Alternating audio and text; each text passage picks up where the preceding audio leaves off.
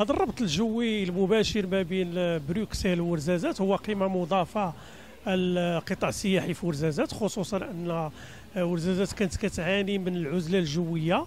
هذا التجاوب اللي كنشوفوه اليوم هو كيجي كتجاوب مع الترافع اللي كان كثير على العزله الجويه ديال المنطقه، ونتمنى بهذا النقل المباشر غادي يزيد يقوي واحد السوق اللي هي سوق من الاسواق التقليديه الاساسيه اللي في اوروبا.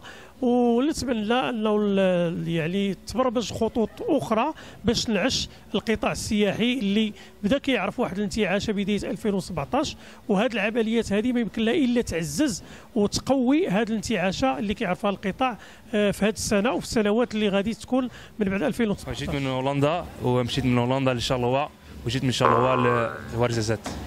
اذا كيفاش كتشوفوا هذه الرحله اللي هي اول رحله من بروكسل لورزازات؟ حابين انكم تجيو بهذه اول رحله. مزيان هذاك، خاصك تجي هي اللي كتسنى في السويره وتمشي ديريكت لورزازات.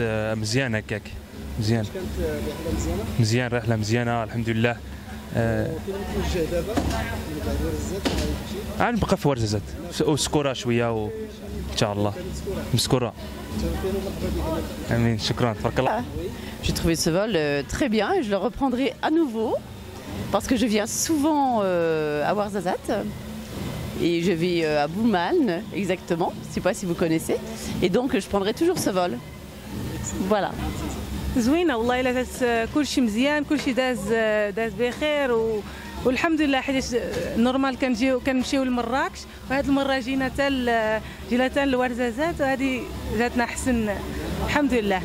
لاباس حلات ديال رايح حلايا وبريد نسكريات لسكالك السويره نقص السويره نقيمه يا نص ساعه السويره ندوز ديريكت.